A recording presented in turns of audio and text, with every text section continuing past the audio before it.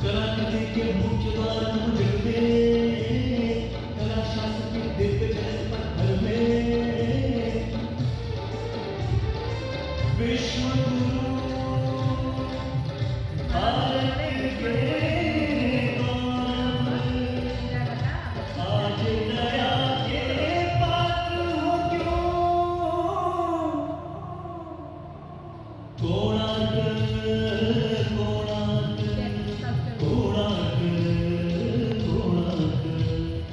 सैकड़ों साल पहले की बात है। पुरातात्विक दस्तावेज के तौर पर संग्रहित पुस्तक मागला पांजी और बाला चकड़ा में उल्लेख है कि 13वीं सदी में गंग वंश के राजा लांगुला नरसिंहदेव ने इस सूर्य मंदिर का निर्माण करवाया था। नरसिंहदेव युद्ध में बड़े प्रवीण और शक्तिशाली थे और मात्र 18 साल की उम्र में वे अपने पिता राजा अनंग भीम देव की विशाल सेना के प्रधान सेनापति नियुक्त कर दिए गए थे।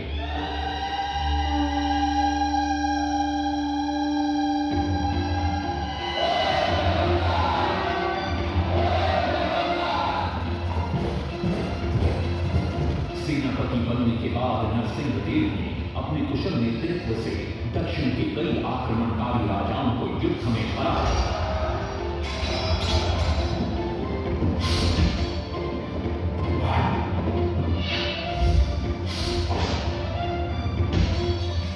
और उनके राजकोष पर कब्जा कर लिया।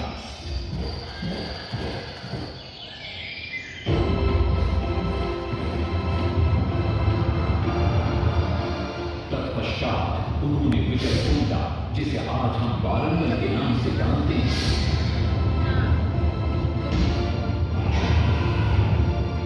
कि काकतीय वंश के राजा गणपति को परास्त किया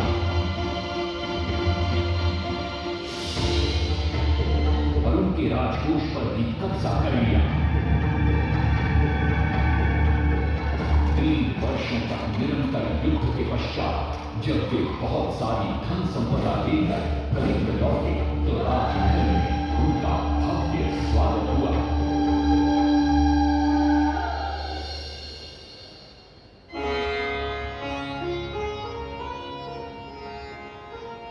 राजमाता कस्तूरी देवी पुत्र नरसिंहदेव की वीरता से बहुत प्रसन्न हुई और पुत्र के सामने अपने मन की इच्छा प्रकट की। कहा, तुम्हारे पिता ने शंख क्षेत्र पुरी में भगवान जगन्नाथ का भव्य मंदिर बनवाया है। मैं चाहती हूं कि तुम पद्म क्षेत्र कोणार्क में उससे भी भव्य और विशाल सूर्य मंदिर बनवाओ। किंतु नरसिंहदेव माता से प्रति प्रश्न करते हैं, सूर्य मंदिर ही क्यों, और वो भी कोणार्क में? तब राजमाता कस्तूरी देवी बतलाती है, द्वापर युग में भगवान श्री कृष्ण के पुत्र सांब बड़े ही सुंदर और सुकुमार थे। वो नारद मुनि को चिढ़ाया करते थे। एक दिन नारद मुनि ने सांब को सबक सिखाने की योजना बनाई और उन्होंने सांब की सुंदरता की प्रशंसा कर उन्हें गोपियों के साथ जल क्रीड़ा करने को उकसाया। वहीं दूसरी तरफ भगवान श्री कृष्ण को जाकर कह दिया कि सांब अपनी मां समान गोपियों के साथ जल क्रीड़ा कर रहा है। श्री कृष्ण इस बात से बहुत क्रोधित हो जाते हैं और वे सांब को श्राप दे देते हैं, जिस सुंदरता का तुम्हें अभिमान है वो तत्क्षण नष्ट हो जा। सांब को कोढ़ हो जाता। जब सांब राजमहल लौटते हैं और मां जाम्बदेवी को ये पता चलता है कि पिता श्री कृष्ण के श्राप की वजह से सांब की ये अवस्था हुई, तो सारी रानियां क्रोधित हो जाती हैं। नारद जी को बुलाया जाता है। वे रोग मुक्ति का उपाय बतलाते हैं। वे कहते हैं, सूर्य की पहली किरण उग्र देश के एक कोण पर पड़ती है जिसका नाम कोणार्क है। सांब को वहीं जाकर सूर्य की आराधना करनी होगी।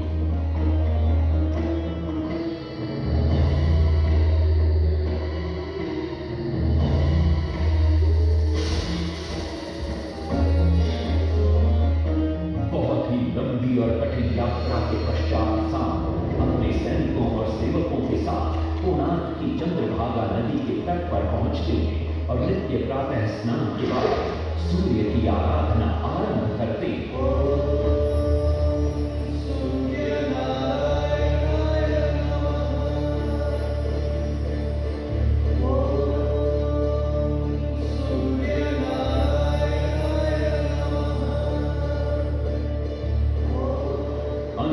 त्याग कर 12 साल की कठिन तपस्या के बाद सूर्य देव प्रसन्न होकर प्रकट होते और शाम को रोग मुक्त होने का वरदान देते।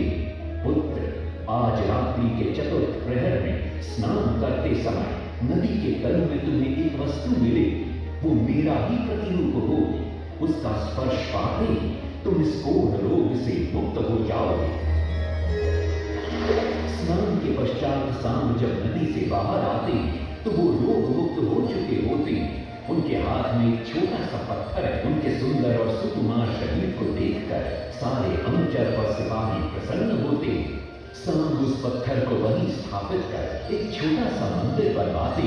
लेकिन जब उन्हें ज्ञात होता है कि सूर्य पूजा का विधि विधान यहाँ किसी को पता नहीं है तो वे चिंतित हो जाते। वे ध्यान में बैठते। सूर्य देव पुनः प्रकट होते और शाम के पूछने पर बतलाते कि दूर पश्चिम में साक्य देश के मागा ब्राह्मण पूजा की विधि विधान जानते। साक्य देश की ओर निकल पड़ते, जो आज का ईरान है। महीनों की लंबी यात्रा के बाद सांप 18 मागा ब्राह्मण परिवारों को साथ लेकर कोणार्क लौटते हैं और सूर्य मंदिर में पूजा शुरू हो जाती है। राजमाता कस्तूरी देवी नरसिंह देव को बतलाती है कि विवाह के कई वर्षों बाद तक जब हम निसंतान थे, मैंने भी उस सूर्य मंदिर में पूजा अर्चना की और तुम पुत्र रूप में मुझे प्राप्त हुए। माता की बात सुनकर नरसिंह देव मां को कोणार्क में संसार का सबसे भव्य और विशाल मंदिर बनाने का वचन देते।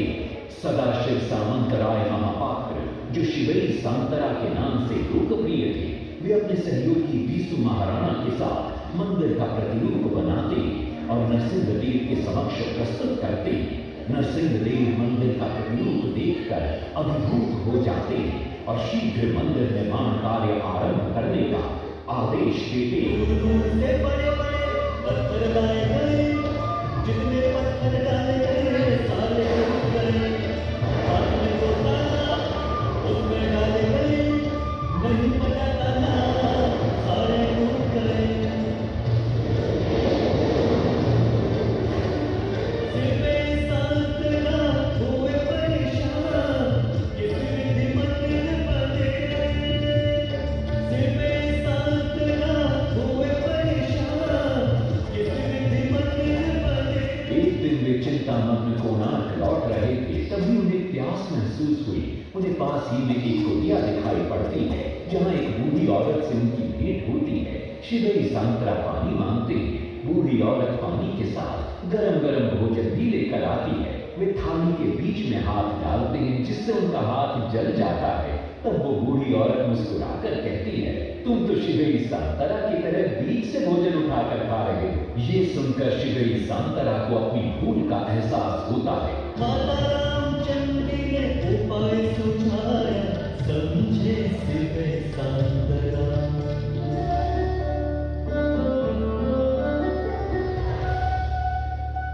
तत्पश्चात वो किनारे से पत्थर गरवाना शुरू करते हैं और मंदिर निर्माण का कार्य तेजी से आगे बढ़ने लगता है। 1200 शिल्पियों ने 12 मंदिर बनाया। घोड़े साथ सजा लठ में समय चरक बनाया।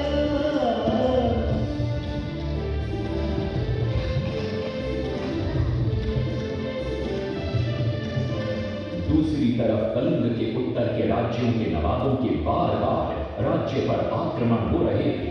इन आक्रमणों से क्रोधित होकर नरसिंह देव अपनी विशाल सेना को लेकर युद्ध के लिए निकल पड़े।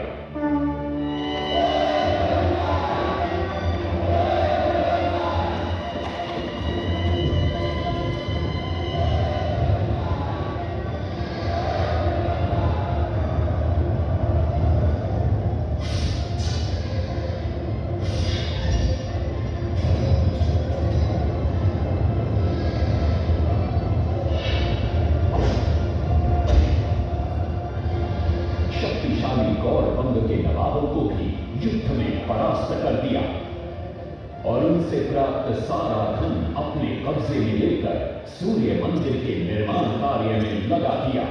1200 कारीगरों के अथक प्रयास से 12 साल बाद विशाल और भव्य सूर्य मंदिर बनकर तैयार हुआ।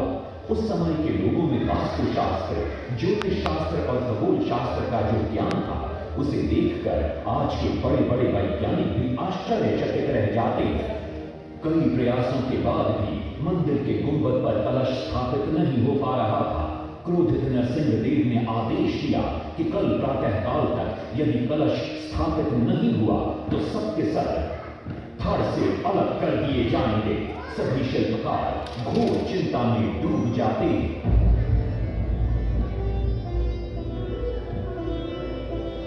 दूसरी तरफ मुख्य शिल्पकार बीसू महाराणा का 12 साल का बेटा धर्मपद सूर्य मंदिर के प्रतिरूप पर कलश बिठाकर प्रसन्न होता है और मां के सामने अपने पिता से मिलने की इच्छा व्यक्त करता है। मां अपने बागीचे के पेड़ पोटली में बांध कर देती है और कहती है, अपने कुत्ते बलिया को साथ लेकर कोणार्क जा।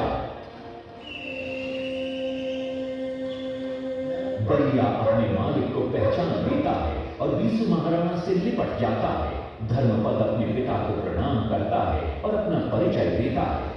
सबको चिंता में देखकर वो अपने पिता से इसका कारण पूछता है। कारण जानकर धर्मपद कहता है, अगर आप आज्ञा दें तो मैं मंदिर के गुंबद पर कलश स्थापित कर सकता हूं। शिवेरी सांतरा धर्मपद को अनुमति दे देती। धर्मपद गुंबद पर चढ़ जाता है और कुछ ही समय के प्रयत्न के पश्चात वो कलश को स्थापित करने में सफल हो जाता है। गुंबद पर कलश स्थापित होते नीचे गर्भगृह में चारों दिशाओं में लगे चुंबकों के आकर्षण से सूर्य महाप्रभु की मूर्ति शून्य में स्थापित हो जाती है। सब धर्मपद को कंधे पर बिठाकर खुशी से नृत्य करने लगते। तभी कुछ कारीगर इसका विरोध करते हुए कहते हैं, अगर सुबह राजा को ये पता लग गया कि इस बच्चे ने कलश को स्थापित किया है तो किसी का बचना संभव नहीं है, इसलिए धर्मपद को मरना होगा। इस बात से शिवेरी सांतरा बड़े क्रोधित हो जाते हैं। भीषण वाद विवाद छिड़ जाता है। ये सब देखकर धर्मपद गहरी चिंता में पड़ जाता है और वो सोचता है कि यदि मेरे जीवित रहने से इन सब का सर काट दिया जाएगा तो इससे अच्छा है कि मैं आत्म बलिदान कर दूं ताकि सबके प्राण बच जाएं। और उसी पल धर्मपद नवनिर्मित सूर्य मंदिर के शिखर पर चढ़ जाता है।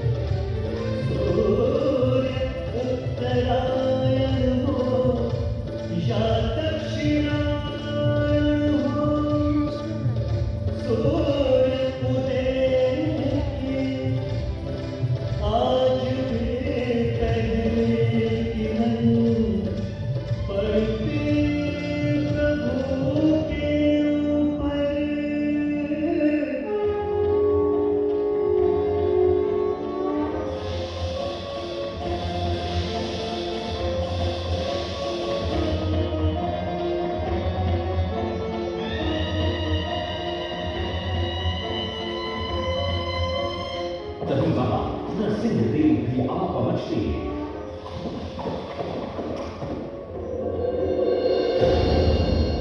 और सूर्य महाप्रभु को शून्य में स्थापित देख वे भी आनंद से भर जाते और शिवेरी सांतरा की भूरी भूरी प्रशंसा करते। वो ये भी घोषणा करते कि माघ शुक्ल पक्ष की सप्तमी को मंदिर की प्राण प्रतिष्ठा की जाएगी। लेकिन शिवेरी सांतरा कहते, राजन तिथि तो अच्छी है लेकिन मंदिर की प्राण प्रतिष्ठा के लिए ये शुभ नहीं है। किंतु राजा अपनी बात पर अड़ जाते। शिवेरी सांतरा को दुख होता है और कोई वाद विवाद किए बिना वे हमेशा के लिए वहां से चले जाते।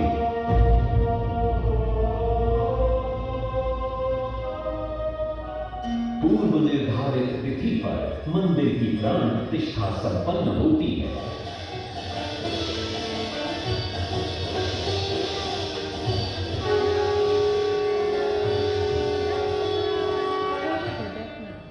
कुछ दिनों बाद अमंगल होना शुरू हो जाता है। सबसे पहले विराट सिंह की मूर्ति नीचे आ गिरती है। तत्पश्चात मंदिर की शिलाओं का गिरना भी शुरू हो जाता है। नरसिंहदेव को अब समझ में आता है कि शिवई सांतरा का कहना सही था, लेकिन देर हो चुकी थी। बहुत साल बाद मंदिर के आसपास जंगल उगा और ये मंदिर घने जंगलों के बीच छुप गया। जब अंग्रेजों ने जंगल के बीच इस मंदिर को देखा तो उन्होंने इसका पुनरुद्धार किया। आज आप उसी विशाल मंदिर के भग्नावशेष देख रहे हैं। ये है इस प्रसिद्ध मंदिर की कथा। अब इस कथा में कितनी सत्यता है और कितनी कल्पना है, ये तो किसी को नहीं मालूम, लेकिन ओडिशा की जनश्रुतियों में यही कथा विद्यमान है।